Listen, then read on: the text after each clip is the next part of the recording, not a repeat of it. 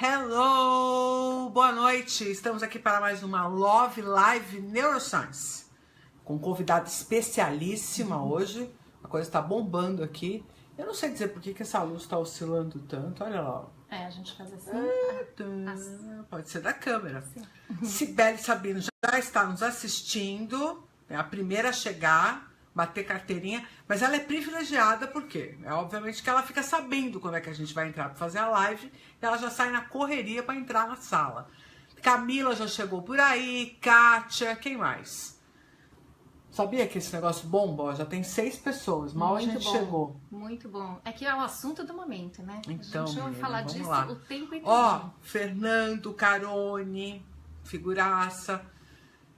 Tranquilíssimo. Pessoal, hoje o tema é super importante. A Sibeli tá falando que tá imperdível. Nós vamos falar com a Renata Taveiro de Saboia, a Rê, para os íntimos, que é uma super economista e que encontrou uma pegada dentro da economia muito especial, que tem tudo a ver com o que a gente faz aqui, porque a Renata começou a investigar a relação que existia entre comportamento humano, certo? E decisões econômicas, opções, né? Investimentos, empréstimos, falências. Como economizar o rico dinheirinho, ou como fazer o dinheiro... Ai, nunca sobra. Não, vamos encontrar um jeito de economizar um pouco, de dividir melhor as nossas despesas. Né? E me fala uma coisa, Rê, assim, pra gente já começar esquentando os tamborins. Essas decisões econômicas, basta ser racional que a gente consegue resolver? Como é que é isso? Bom, obviamente não, né? E é justamente por isso que surgiu a economia comportamental. Porque a gente vinha de uma tradição neoclássica de economia bastante ligada àquela ideia do pensamento cartesiano, de que a gente dividia as emoções e a racionalidade. E toda a teoria econômica neoclássica se baseou numa ideia do agente econômico racional, ou homos econômicos. O que isso quer dizer? Que os agentes econômicos eles eram racionais, tomavam sempre as melhores decisões e as escolhas se repetiam ao longo do tempo.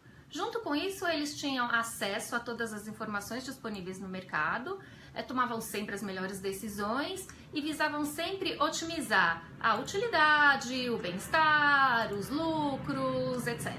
E assim foi construída toda uma teoria. Tem uma coisa muito interessante, para a gente não começar metendo pau nos neoclássicos, né? Que eles tinham uma dificuldade de entender o papel do cérebro. Então, se dizia que o cérebro é como uma caixa preta e que não tinha como desvendar essa caixa preta. A gente está falando isso dos anos 1800, comecinho do século 20, e era um grande mistério. Então, o que eles pensaram? Bom, como não tem como entender o que se passa dentro da caixa preta, a gente vai assumir que o comportamento externo é reflexo do que acontece internamente da gente. Né? A isso se deu o nome de preferências reveladas. E se assumiu que essas preferências iam ser sempre as mesmas ao longo do tempo. Agora tem uma pergunta para vocês. Tem uma pergunta para você, Carla. Opa, adoro. Você conhece alguém que é esse homos econômicos? Tem algumas pessoas que se arvoram dizer que são. Que se anunciam dessa forma, né? Mas eu acredito que assim, com todas as perspectivas racionalistas, iluministas ou iluminadas, não conheço. Eu, pessoalmente, estou bem distante dele. Bem distante. Eu também não conheço e muitos economistas recentes também não conhecem. E aí surgiu uma nova onda de falar, peraí, homos econômicos está só no livro, na verdade nós somos seres humanos, e como seres humanos nós tomamos decisões irracionais. Não é dizer que são só racionais ou só irracionais. Às vezes racionais, às vezes irracionais. Mas para a teoria econômica, sempre racionais. E eles falaram, não, a gente não conhece essa pessoa, a gente, nós, seres humanos, todos nós, cometemos erros, a gente incorre em falácias ou em erros sistemáticos, que nós economistas comportamentais chamamos de vieses. Qual é a sorte? A sorte é que a gente pode mapear esses vieses. Então, tem lá uma certa classificação, um número específico de vieses que são sempre iguais para todo mundo. Então, nós somos sim irracionais, porém previsivelmente irracionais. E se a gente estudar esses vieses, se a gente estudar esses comportamentos que se desviam do comportamento racional, a gente pode entender melhor e a gente pode se aproximar do nosso comportamento verdadeiro, de como nós somos. Então, Renata, mas isso é muito interessante, porque na verdade isso fala um pouco até de como a gente deveria ser educado nesse aspecto, né? Sim, claro. A gente deveria ter esse conhecimento de que nós teríamos que lidar com esses vieses de forma relativamente precoce, certo? Sim, exatamente. Porque... Você tem um trabalho de educação econômica, né? Educação financeira, não é isso? Isso. Conta um pouquinho pra gente. Então, esse trabalho de educação financeira, na verdade, eu acho que é bem legal contar um pouco como começou. Eu atendia como coach e comecei a atender famílias com filhos de 25, 26, 23, adultos formados que estavam numa relação muito complicada com os pais por conta do dinheiro. Uma confusão muito grande entre afeto e dinheiro. E se vocês escutarem isso que eu falei, afeto, né? Eu começo a dizer que dinheiro não é só a razão, dinheiro tem um outro aspecto, né? Que é um aspecto que vai intermediando as nossas relações, que é o afeto. E que aí a confusão na gestão do dinheiro já estava armada na família. Aí eu olhei para isso e falei, bom, não adianta, a gente não pode esperar a pessoa chegar com 30 anos para corrigir, vamos voltar e vamos começar a pensar como a gente pode lidar com o dinheiro de uma forma mais saudável, desde pequenos. E aí criei um programa de educação financeira que começa na infância, um trabalho importantíssimo com os adolescentes, e aí é muito valioso e muito fundamental, eu diria, duas coisas, a ação dos pais e o entendimento do funcionamento cerebral. Quando a gente percebe, quando a gente começa a entender o funcionamento cerebral de um adolescente que não está pronto até os 24 anos e que precisa da mãe e do pai fazendo o córtex pré-frontal dele, né? Prevendo consequências futuras, cuidando do dinheiro no futuro ou ajudando a promover a autonomia desse jovem no futuro, a gente começa a juntar entendimento do cérebro com comportamento, com o que não dá certo e começa a oferecer possibilidades de novas reflexões, de novas soluções, de novas formas de lidar com o dinheiro que vão levar um adulto muito mais inteiro, muito mais consciente, autônomo e capaz de boas decisões no âmbito financeiro. Bom, eu não preciso nem contar para vocês, né, que a gente já está, obviamente, namorando com tudo isso para incorporar esse pensamento, essa forma de compreensão sobre o que seria essa inteligência financeira que deve ser desenvolvida nos nossos programas de educação aqui, né? Então, a Educação Inédita já vem namorando com a Renata por conta dessa perspectiva que a gente acredita ser muito importante, né? Na Educação Inédita a gente tem diferentes iniciativas que são de parceiros que já trabalham com isso há muito tempo. Por exemplo, a Luziane, que tem todo um processo de educação musical, tem se aproximado de nós e tudo mais. E a gente também tem essa perspectiva específica. A Renata Policarpo, que está ali botando um monte de coração, enlouquecida, que não para de gritar, ela é a dona da escola piloto da Educação Inédita. Ah, que legal. Então, ela quem tem hoje, né, a prerrogativa para o bem e para o mal também, de pilotar a Educação Inédita lá na escola dela com 15 crianças. Renata se prepara, porque nós em breve já vamos começar com as contribuições aqui da sua xará em educação financeira para os seus pequenos aí, tá bom? Sim. Agora, que a Dani tá falando que a Renata é a rainha do Borogodó. A Dani também trabalha na Educação Inédita aqui, você não conhece a Dani ainda, mas ela tem uma contribuição importante com a gente, com os materiais, e ela faz parte aí do que a gente chama de equipe inédita para a educação. Tá. E, bom, outra coisa que eu queria discutir com você é o seguinte: como é que as empresas que vendem produtos, uma concessionária de carro, uma empresa de varejo e tal, tem se aproveitado desse conhecimento? Eles têm mudado sua forma de vender? Como é que isso está impregnando, por exemplo, no mercado? De que forma isso pode afetar o consumidor? Então, essa é uma preocupação particularmente grande e importante para mim. Vou contar um pouquinho para vocês. Eu estava em Yale fazendo um curso que era justamente sobre economia comportamental e marketing. E gente bacana, tá certo? Gente séria, não tô falando de gente... enfim, aventureiros. Né?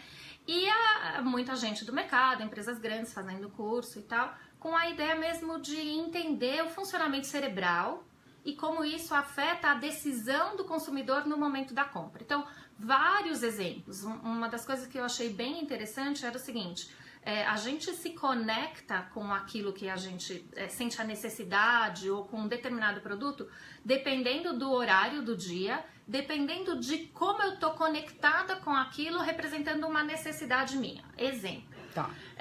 Eu sou mãe de criança pequena e preciso comprar fralda.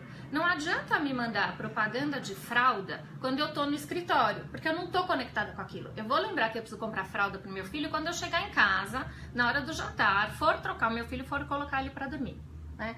Então, sabendo disso, de como a gente, de alguma forma, compartimentaliza as nossas escolhas ou a nossa atenção, a gente não pode ter atenção para tudo o tempo inteiro, então a gente vai dividindo, vai colocando focos em determinados momentos. O pessoal do marketing veicula campanha naquele horário. Então já é uma coisa que você fala, peraí. Então a pessoa, de certa forma, tá me apertando, né? Porque é no momento em que eu tô naquela atividade, ele vai me mandar aquela informação. Resolve uma necessidade minha. Mas será? Né? Então assim, e aí vários exemplos, né? Tinha um outro exemplo muito interessante que era nas cidades na Europa, as pessoas moram em prédios de apartamento e colocam as roupas para secar na varanda. Então o que o pessoal que vende sabão em pó pensou? Vamos fazer o seguinte, a gente coloca a propaganda do sabão em pó em cima do ônibus. Porque quando a pessoa for estender a roupa, ela olha e vê a propaganda em cima do ônibus. E aí tá conectada naquele ambiente, aquela propaganda entra quase como esponja naquele cérebro. Exatamente, né? A pessoa nem pensa, aquilo faz É um subliminar que não é igual aquele de apresentar flashes, mas passa por uma questão quase de manipulação, né? Isso, exatamente, porque aquilo passa a fazer sentido. Aí tô eu lá no curso, né, tá bom? E aí essa é a Renata, vocês vão ter a oportunidade de me conhecer melhor, levanta a mão. Eu tenho um pouco de medo disso, porque hoje ela é minha aluna da pós, entendeu? Então eu tenho um pouco de medo dessa atitude, mas vamos encarar. Então, licença, professor, escuta, eu queria saber como é que a gente faz para usar isso ao contrário, porque eu trabalho com educação financeira, né? O meu interesse é ajudar... Proteger as pessoas a terem um consumo consciente, a não caírem nas armadilhas. Por quê? Porque elas precisam aprender a usar bem o dinheiro. O que quer dizer usar bem o dinheiro, Renata? Quer dizer usar com um propósito, ligado a algo que você deseja de verdade, né? Então, vamos imaginar que eu quero viajar. Eu quero viajar, eu quero juntar dinheiro para viajar, mas eu fico gastando em um monte de coisa que eu não preciso. O que acontece? Aquilo que eu quero de verdade, que é viajar, eu não faço. Porque eu fiquei caindo nas armadilhas, uma atrás da outra, de um consumo desnecessário. Eu não quero isso para os meus clientes, né? Eu não quero isso para as pessoas. Então, eu tô desse outro lado. Chama-se neuromarketing reverso. Exatamente. Ou eu tenho uma professora de psicologia econômica que ela fala assim, afinal, você está do lado negro da força ou você está do lado branco da força? Então, assim, entendeu? Eu não sou do lado negro da força. Tem uma pergunta aqui pra ti que é a seguinte, na verdade tem duas, tá? A primeira é a Adriana... Peraí, que saiu tudo do negócio onde tinha que estar aqui. Ô, benza a Deus, viu? Vamos lá. Tem uma que é assim. A Andréia, de Divite, está dizendo o seguinte. Se a economia comportamental é justamente como melhorar as nossas decisões em momentos de compra. Se é isso que você está considerando aí. Se tem mais coisa ou se é só isso? Quer responder com tranquilidade? E se você quiser aproveitar, Dani está perguntando assim, se aquela lógica do quero ou preciso é funcional mesmo, se isso resolve essa questão ou se tem algum recurso melhor. Então, são duas coisas, né? Uma coisa é essa lógica do desejo e necessidade, que ela é super importante, mas o desejo e a necessidade são coisas que vão acontecendo dentro da gente, né? De novo, a beleza da economia comportamental é que ela olha para os nossos aspectos subjetivos. Então, é um desejo e a necessidade. Aí eu preciso de uma força enorme para poder falar, não, eu não preciso, mas eu desejo, né? E às vezes isso fica meio atrapalhado, né? A gente não tem total controle do aspecto emocional ou da alça emocional pela alça cognitiva, né? Então, às vezes isso a gente não consegue fazer, mas essa é uma bússola, sim, fundamental quando a gente pensa em consumo. Então, Rê, mas escuta uma coisa. Isso que você está falando, de uma certa forma, para mim, ele fica meio no seguinte cenário. Se eu desejo muito, meu cérebro vai dar um jeito de fazer eu acreditar que eu preciso. Isso. Então, na verdade, você tem uma cobra comendo o próprio rabo, né? Você tem um Ouroboros nessa história. Porque se eu quiser muito, eu não vou conseguir medir esse meu desejo de acordo com a minha necessidade, porque a própria dinâmica do querer gera um processamento muito robusto que acaba me convencendo que eu preciso. Sim. Não é essa a jogada? Então, como é que eu quebro essa relação promíscua entre esses elementos? Então, a primeira coisa que a gente fala quando fala de educação financeira é quando eu vou sair de casa, eu organizo antes. E quando a gente fala de mercado de ação, quando a gente fala de mercado financeiro, a gente sempre fala disso antes. Então, eu me organizo antes, eu penso antes. Porque quando eu chegar lá, eu tô refém desse e de vários outros mecanismos. Vou dar um exemplo, e esse é muito estudado na economia comportamental. Ele se chama efeito posse. E os lojistas sabem disso muito bem. Como é que é? Eu entro numa loja, vejo uma blusinha bonitinha.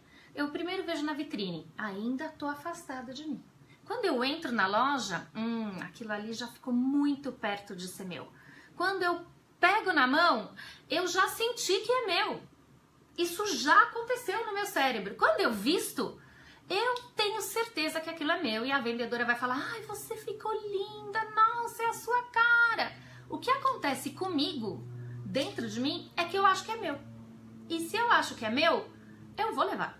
Porque afinal de contas, isso se chama efeito posse. Eu já me sinto no direito disso. E isso é uma coisa tão maluca, tão forte. Vou contar também uma história que aconteceu comigo. Eu estava fazendo uma visita à Google. E lá, vocês devem saber, tem umas bicicletas super bonitinhas, verde, laranja. É um lugar muito legal, parece uma cidadezinha. Todo mundo pega a bicicleta e tal, para andar. E eu estava fazendo a visita, vou pegar a bicicleta. Peguei a bicicleta, andei, passei. Gente, a bicicleta é da Google, hein? Aí, vou descer da bicicleta, vem uma pessoa chegando perto de mim. E eu começo a falar assim, por que essa pessoa tá perto? Nossa, o que tá acontecendo? Não, tá perto demais. Não achei que era assalto, porque eu tava nos Estados Unidos. Mas, que assim, o que ele quer? Não, vai pegar minha bicicleta? A bicicleta é minha. Como é que ele vai pegar minha bicicleta? Tipo, louca, né? Aí, eu acordo desse devaneio maluco e falo, amor, a bicicleta não é sua, querida. Eu fiquei louca da vida que o cara veio pegar a minha bicicleta, né? E a bicicleta não é minha. Isso eu já senti isso quando tipo, você aluga um carro, que você gostou muito de dirigir aquele carro. Né? Quando você vai lá pra Europa, alguma coisa, você pega uns carros diferentosos. E aí que você vai entregar, você descobre que tipo, já tem outra pessoa esperando pra alugar. Que às vezes os caras fazem a higienização muito rápido e você vê. A pessoa fala, entrou um carro aqui com essas características, e você vê a pessoa que vai pegar o carro. Como assim? Meu carro. Tipo, né? Você fica meio pegando suas coisas, assim, com a cara meio... Mas tem uma coisa curiosa que é assim, a gente vê isso em benefícios de empregados. Quando você tem colaboradores e você pensa, por exemplo, em dar um prêmio, uma premiação, bater uma meta, alguma coisa assim, se depois a pessoa não conseguir atingir a meta, o efeito dessa premiação é reverso. Porque a hora que você diz pra ela que se ela atingisse a meta, etc e tal, ela ganharia X a mais, ela já atribui que ela já ganhou. Isso. Então é a mesma coisa, de uma certa forma, né? Ela já constrói um futuro no qual ela já faz parte daquele prêmio, daquele dinheiro, daquela história, né? Ela incorpora isso. Na economia comportamental, isso tem um nome... que está dentro de uma teoria que chama a teoria da perspectiva, que é a ideia de que a gente é muito mais sensível a perdas do que a ganhos. Então, eu estou vivendo uma vida e tem lá um aumento de salário, vamos dizer 10%, eu incorporo aquilo imediatamente, no primeiro momento isso me dá uma satisfação, eu acho super legal, mas passa muito rápido essa satisfação e aquilo fica incorporado a mim. Aí passa 6 meses, por exemplo, a pessoa fala, olha, aqueles 10% que eu te dei de aumento provisório, não tem mais. E você sente a perda daqueles 10% de forma muito mais intensa do que você sentiu o ganho, né, num período menor. Perfeito. Então, e aí a gente chama isso de aversão à perda. Então, o que a gente tem é a aversão à perda, né? E esses mecanismos que a gente vai identificando, eles são usados e podem ser usados para o nosso benefício ou para o marketing, por exemplo, né? Então, vamos supor, eu quero fazer para mim, aí voltando a perguntar como é que a gente usa, né, a economia comportamental. Eu quero fazer para mim, desenvolver para mim um programa para economizar 5% do que eu ganho todo mês, né? Só ver o dinheiro crescendo não vai ajudar. Porque cresce muito devagarzinho, né? E porque... Ai, que sofrimento. Isso que também, dá. mas porque o prazer que eu vou sentindo, cada vez que aumenta um pouquinho, ele vai diminuindo ao longo do tempo e eu vou incorporando aquilo como meu. E se eu fizer algum mecanismo que eu sinta a perda, que eu tenha um risco de perder, ou que eu tire o dinheiro em algum momento, que eu perca aquilo e que a perda fique evidente, eu vou querer evitar essa perda a qualquer custo. E é por isso também que a gente compra, porque a gente não quer perder aquela blusinha que a gente pôs que ficou tão legal. E aí, só terminando a pergunta, né, da Daniela, que me perguntou da economia comportamental, era a Daniela? Andréia. O que a gente faz? Né? Porque só esse mecanismo de usar o cognitivo, desejo ou necessidade, a gente sabe que não funciona, né? Então a gente usa alguns truques, ou como a gente fala em economia comportamental, nudges. Que são nudges? São pequenos empurrõezinhos que a gente vai dando para a pessoa chegar onde ela quer. Como assim, Renata? Então, a gente sabe que tudo que a gente dificultar, a gente vai ficar com preguiça. Então eu tô aqui com a Carla, né? Aí tô vendo lá, por exemplo, um chocolate. Aí eu falo, ai, Carla, pega lá um chocolate pra mim. A Carla fala assim, ai não, Renata, eu tenho que levantar, dar a volta na mesa, pega lá você. Aí eu, não, acho que não. Passou, não peguei o chocolate, né? Se o chocolate estiver aqui, eu vou pegar, tá fácil. Então, como a gente faz? Nudges, truques. Para os meus alunos de educação financeira. Deixa o chocolate lá do outro lado do bairro. Deixa o chocolate do outro lado do bairro. Ou, eu sou viciada em compra pela internet. Eu fico no computador o dia inteiro, compro um monte de coisa que eu não preciso, fico recebendo informação o tempo inteiro. Olha, a promoção da blusinha não sei o que, já comprou a chinelinha havaiana não sei o que lá? Olha, o tempo inteiro. E eu já sei, decoro o meu número de cartão de crédito ou o número de cartão de crédito. Descobri isso, que também, achei o fim da picada. O número de cartão do cartão de crédito fica no site. Você não tem que pôr o número de cartão de crédito. Só põe o codiguinho. O codiguinho. Ou às vezes, só clica, porque você é cliente, compra rápida, pum! E você vai comprando, vai comprando. Não faz isso. Dificulta. Como? Não põe o número do cartão de crédito. Deixa a bolsa com o cartão de crédito no outro quarto. Porque o que você vai fazer? Eu vou ter que levantar, daqui a pouco eu vou. Até você levantar, ir lá, voltar... Passou. Quer dizer, Rê, tô aqui imaginando que, na verdade, você precisa se tratar feito um doente mental. Quase. Você precisa fazer igual você faz com as crianças. Quer dizer, o que você tem que reconhecer de uma vez por todas? Que existe uma criança dentro de você e que quer, de qualquer jeito, consumir, ter. Isso. Por conta de uma pressão que tem a ver até com, obviamente, o capitalismo, né? E com pressão social. Tá tudo encadeado, não é isso? Isso, exatamente, exatamente. E tem uma pressão social, e tem uma série de fatores que vão permeando a gente sem a gente saber, né? Agora, só saber não adianta. Então, a gente precisa saber e a gente precisa elaborar estratégias inteligentes para contornar, para dar um jeitinho, uma volta nisso que acontece naturalmente. Não, porque isso aqui é uma palhaçada, né? A Cláudia Oliveira foi minha aluna de mestrado, agora ela já é uma mestre, show de bola. E eu brinco que quando começa essa palhaçada, que a gente começa a fazer brincadeira, não sei o que virou um clube. Pronto, já virou um clube. Então ela falou, já virou um clube. E tem gente falando pra colocar o cartão no freezer. Isso também serve. O Hélio Janot falou uma coisa que eu queria saber se você conhece, porque eu, Carla, sou uma ignorante. Como é que chama vai de novo, Elinho, escreve que sumiu o comentário aqui. Como é que chama o processo, a síndrome, Ela está falando de bottom-up, top-down, sim, né? Que são os dois sistemas. Isso aqui conhece tudo, por exemplo, de rápido ou devagar, duas formas de pensar. Isso. Você quer... Aí, ó. Herzberg. O que é isso, Hélio? Você conhece? Dá mais dica, não? Do que ele tá falando? Efeito Herzberg, ele tá falando. Hélio, você vai ter que vir fazer uma live aqui sobre o efeito Herzberg. O Hélio é uma graça de figura, super aluno nosso, vire por aqui, já virou sócio da Inédita, já tá com uma parte da sociedade. Pessoal, vocês sabem que a nossa live é bateu, levou. 20 minutinhos. Pra quê? Pra vocês conhecerem a Rê. Sabem que ela tá por aqui. Fatores higiênicos de Herzberg. Conhece isso? Não. Hélio, você precisa ensinar isso pra gente. Vou pesquisar, não sei o que precisa é ensinar isso ele pra tá gente. falando. Eu não sei o que foi que a gente comentou, dica, que ele fez esse comentário, que eu vi passar. E como o Hélio é um cara inteligente, eu dou bola pra ele, entendeu? Tá. Não devia, porque ele é um pouco folgado. Mas eu dou porque ele é inteligente. Né, Elinho, beijo, saudade de você. Pessoal, acabou a live. Mas o tema é tudo de bom. A gente vai ver se traz a Rê outras situações. Mas o que é a boa novidade dessa história toda? Sabe por quê? Que tem a ver com comissão, fatores higiênicos para motivação. Tem a ver com aquela história que eu estava falando sobre remuneração, né? Eu vou olhar isso aí com calma, porque eu sempre preciso ter isso na ponta da língua. Obrigada, e tem coisas interessantes. Quando a gente pensa em premiação, só terminando, sei que você cortou a live. Quando a gente pensa em premiação, tem estudos muito interessantes, pensando sobre que tipo de premiação é mais eficiente, o que vale mais a pena fazer, como você faz a arquitetura dessa informação. Então é uma área, assim, super grande.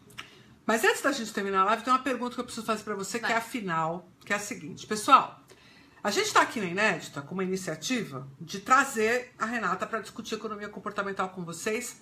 Mas tem um detalhe super importante do que a gente vai trazer, que eu queria que a própria Rê contasse para vocês, que é o seguinte. Vocês viram que a taxa base de juros está despencando. Vai ter mais um corte agora, parece. Está anunciando mais um corte. O que significa, em linhas gerais, que qualquer investimento que você faça, costumeiro, você ter esse dinheirinho na poupança, ter um negocinho num fundo, vai começar a virar água. Vai começar a não render nada. Porque se a taxa base tá lá embaixo, vai acontecer que vai ficar igual o investidor americano, só que eles investem em dólar, só a única diferença. A gente não só dança com a desvalorização do real, como também não tem agora uma remuneração adequada para o dinheiro. E aí, uma solução possível, qual que é? Investimento em mercado de ações. Perfeitamente. Só que nós somos, eu pelo menos, ignorantes nessa história, certo? Então, o que a gente propôs aqui? Estou colocando o link para vocês e queria que a Renata contasse para vocês que curso é esse que vai ter aqui na Inédita no dia? Dia 7. 7 de abril, no próximo sábado. Exatamente. As vagas são limitadas, já tem bastante inscrição. A gente demorou até para fazer a live, mas economia comportamental e mercado de ações. E mercado de ações, é isso mesmo. Conta um pouquinho para eles do que você pretende falar nesse curso, quem vai estar aqui com você. Então, vou dar toda a parte de economia comportamental e todos esses fenômenos. Todos. Porque qual é a ideia? A ideia é a gente instrumentalizar vocês para entender quais são as armadilhas, quais são os riscos inerentes, né, emocionais, psicológicos, etc., os tais dos nossos vieses comportamentais, e como isso vai aparecer quando você quer ser participante desse mercado de ações. Por quê? Porque a gente vai ter que migrar obrigatoriamente para investimentos em economia real. O que é economia real? E CDB e Tesouro Direto está fora da economia real, né? Por quê? Porque CDB e Tesouro Direto é venda de dívida de uma instituição, ou do governo ou de um banco. E o juro precisa estar alto para essa dívida valer a pena. Exatamente. Né? E a gente vai, então, caminhar, como nos países desenvolvidos, para aplicações financeiras que sirvam para fomentar atividades que gerem mesmo produção, ou infraestrutura, ou produtos de primeira necessidade, ou produtos em geral. A gente não pode ser preconceituoso aqui, né? Mas que faça de fato a economia girar, né? Que são as ações ou as debêntures. Só que é um mercado de maior risco e é um mercado de maior volatilidade. Isso quer dizer que os preços sobem e descem. Então a gente precisa de duas coisas. A gente precisa entender como a gente se comporta num mercado assim, e a gente precisa de uma estratégia. Lembra que eu falei pra vocês? Antes de sair de casa pra comprar, pensa em casa primeiro o que eu quero, porque quando eu chegar na loja e puser a camisetinha, Já era. Já era? A mesma coisa. Então, eu vou dar essa parte de economia comportamental, vieses, heurísticas, vou falar do funcionamento cerebral, vou falar do sistema límbico, enfim, vou fazer todo esse panorama, aí preparar vocês para entender a técnica. Existe sim uma técnica para aplicar na Bolsa de Valores e para dar a volta no risco e dar a volta nas nossas reações em situações de perda ou de ganho excessivo.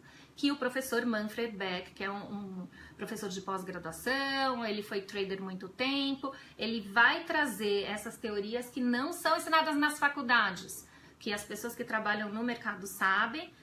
Ele trabalhou há muito tempo, então nem todas as técnicas o pessoal usa mais hoje em dia, mas é o que faz você ter uma aplicação consistente. Nós não estamos falando de especulador, estamos falando de investidores. Perfeito.